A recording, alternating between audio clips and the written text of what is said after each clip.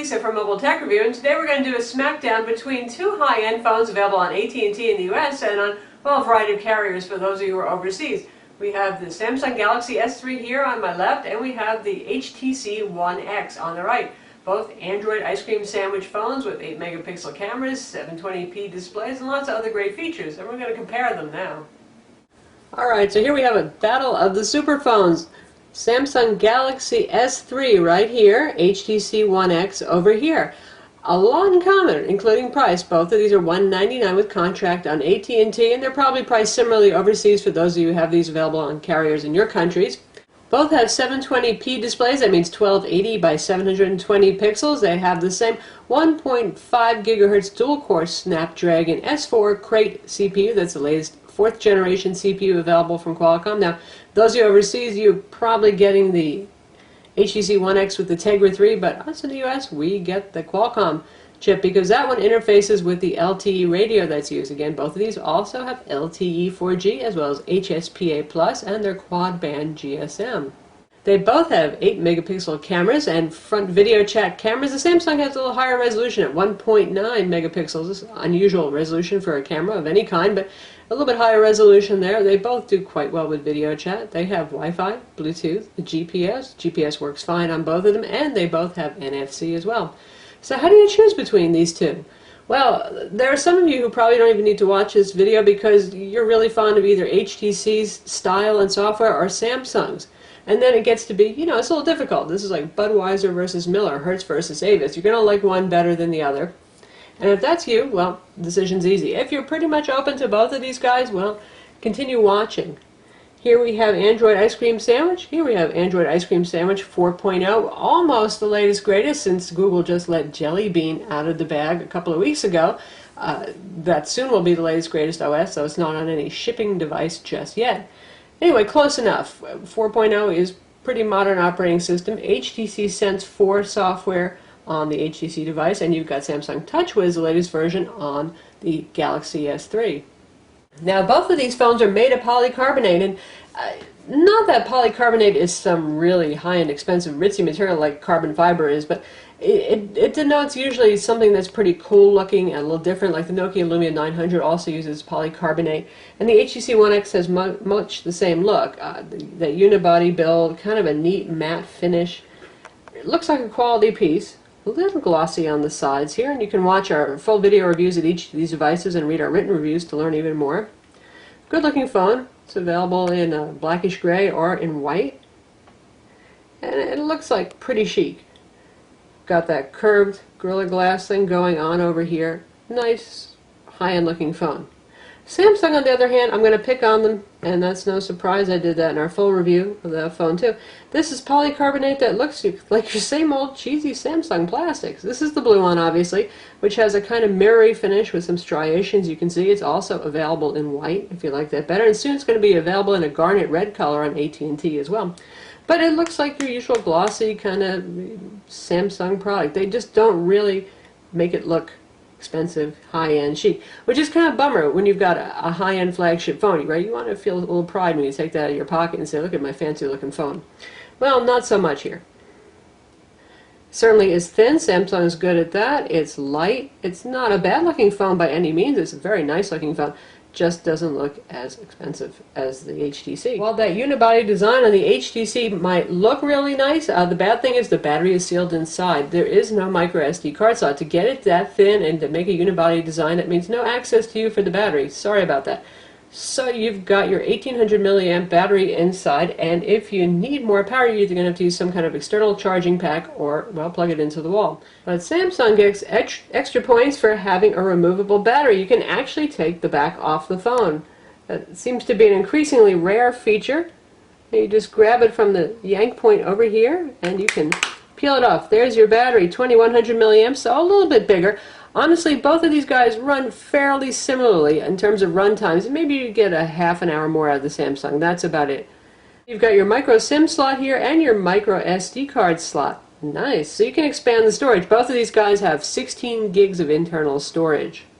So again, big points to Samsung there for that expandable storage and for the removable battery. In terms of RAM, the HTC has the usual high-end 1 gig of RAM. The Samsung, funny thing, when it made this switch from the Exynos CPU that's available overseas to the Qualcomm dual-core, it got 2 gigs of RAM. I think it's kind of a consolation prize. Right now, it's not that you generally need that much to run your applications, but it's there for you. In terms of synthetic performance, you're looking at pretty much identical benchmarks because they're running, well, the same CPU. So you're going to see about 5,000 on Quadrant, for example. Close to 60 FIPS on GL benchmark tests. The HTC tends to score a point or two higher. Hard to say why that is, but that's not really very significant in terms of frames per second performance. They're both very good, and they both run games equally as well. Again, you're looking at the same internal hardware here, the same brains. They both do Adobe Flashes as well, web browsing, so we're not going to bore you and show you web browser load comparison times or flash performance because it's the same on both of these. Speaking of browser load times, both of these have LTE 4G on AT&T, and they have pretty much identical reception too, so no real deciding factor there.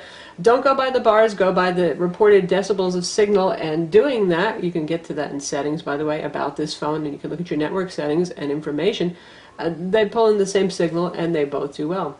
Both have excellent voice quality also. They're my two favorite voice phones on AT&T for call clarity. The HTC has a somewhat louder speakerphone, give us some points there, and it has that Beats audio, so you get some pretty nice sound out of headphones. Yeah, a little bit bassy maybe, but it sounds good. Now, in terms of display, HTC gets the advantage here. They have a Super LCD 2 display here. Really, really excellent wide viewing angles, good outdoor visibility, nice natural colors, and very sharp. It's one of the nicest displays I've seen. It kind of reminds me a little bit of the iPhone 4S's Retina display in that respect. It just has a sharpness and a richness of colors, but not overblown colors. It's very pleasing. It's also great for reading, whether you're reading web pages or you're reading ebooks.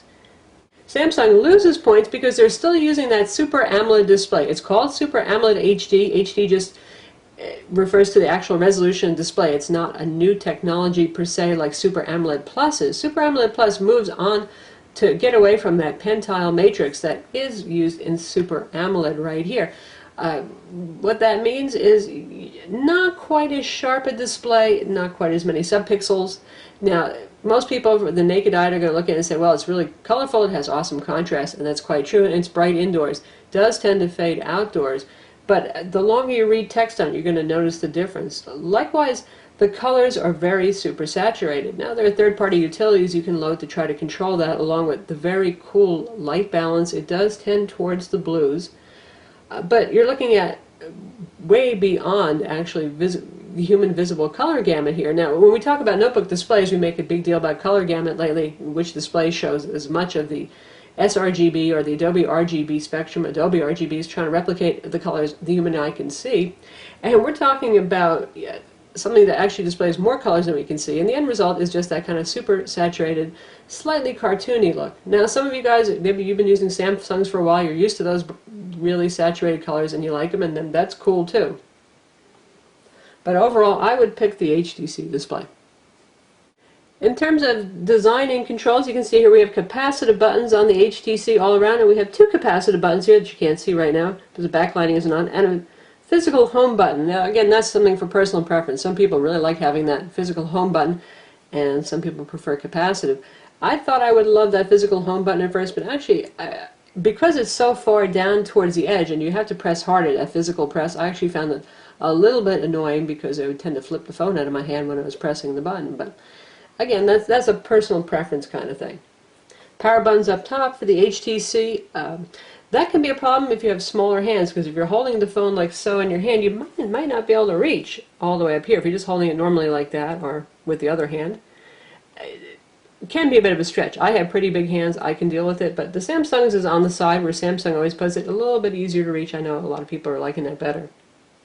Both have volume controls that are easy enough to use, and other than that, they're pretty much ergonomically comparable. The HTC has a kind of matte finish, so it stays in the hand a lot easier, though. This guy, because it's curvy and it's shiny and it's slippery, it's kind of like a bar of soap. It just likes to squirt out of your hand. When it comes to cameras, the HTC One X made a big splash because it has a very fast lens, a backside illuminated sensor, and a dedicated imaging chip, so it can do cartwheels in terms of camera tricks, simultaneous shooting of photos while it's doing 1080p video recording, for example. slow-mo feature, all sorts of neat stuff. Well, the Samsung also, they stepped up the game. They always make nice cameras, and the 8-megapixel camera with backside illuminated sensor as well takes very nice shots. So this is a really close call here. I still find that the HTC exposes a little bit better for outdoor brightly lit shots where I get some white out with the Samsung, but honestly, with either of these, you're probably going to be really happy with your photos and your video. They both do low-light photography quite well as well. One thing that Samsung brings to the table, though, are the applications that work around the camera, like the Buddy Photo Share and stuff like that. I personally feel that Samsung has kind of overloaded the software on the Galaxy S3, trying everything they can to combat the iPhone for software features, but I like the photo sharing thing. So if you've got a bunch of people on the same little Wi-Fi network together, you guys can all take pictures of the same event and have them shot to each of the phones so you can see each other's pictures that are being taken. That is pretty neat. Speaking of software, you get a lot of applications with the Galaxy S3. Yes, you do. It's not just the Samsung TouchWiz UI that you can see running right here, a lot of custom widgets, a little customization, not too much of the icons, that kind of thing. They've left some Android things intact, like you've got your apps versus widgets picker here, whereas HTC separates them out into all frequently used and downloaded. With Samsung, if you tap this little one right here, you can get just your downloaded apps too. The UI customizations on both are not super duper heavy-handed. I would say that Sense lets a little bit more of Android 4 ice cream sandwich show through, but where the difference really comes is in all the apps. You've got S-Voice, for example, on the Galaxy S3, and Samsung made a big deal of that when they announced the phone, and that's basically a very enhanced version of Lingo. It's an application that they've been using for voice recognition for some time, and it is not Siri. I'll just say that. I don't have a whole lot of luck with it unless the room is very quiet, and then it's not really natural language queries at all. So is it getting me a whole lot more than, say, Google voice commands? I don't feel that that's such a selling point. You get a memo application, you get Media Hub. Samsung's been putting that on all their devices for a while, so you can rent and buy media from them. They both have their own custom music players. I like them both pretty well, to be honest. I prefer HTC slightly more. And Samsung has other clever things they do, like they try to do facial recognition of pictures so you can match folks in your contacts, that kind of thing. It works okay, it doesn't work great. Again, there's a lot of features here, and I think some of them are going to need some fine-tuning. It'll be interesting to see where they go in a year, but right now, you know, it thought a plant was my best friend in Facebook, so you get the idea. But other times, it actually works very well. In terms of my personal preference, I'm more of an HTC Sense person. I have bounced back and forth between using Samsung and HTC phones for years now, but I feel like the customizations that HTC did were really to increase the usability. There's sometimes subtle little things where they just make doing everyday things with the phone a little easier instead of throwing a whole lot of gee-whiz features on top. And to show you what I mean about ease of use things, we're actually looking at a calendar appointment of both of these despite the very different user interface. The HTC goes with the white, the Samsung goes with the kind of black look there. And I have a dial-in number and a PIN number for both of these. And I'm thinking, like, how am I going to see that PIN number when I'm starting to dial? So at the HTC, when we tap to dial our number, it's going to make the we're going to make the call here. And see this little button right here? I can just tap this, and then here's all my information still, so I can see my con-call attendees' names, I can see the PIN number, and I can enter it on the keypad pretty easily.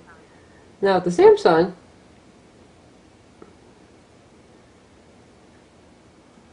initiate the call, and there it is.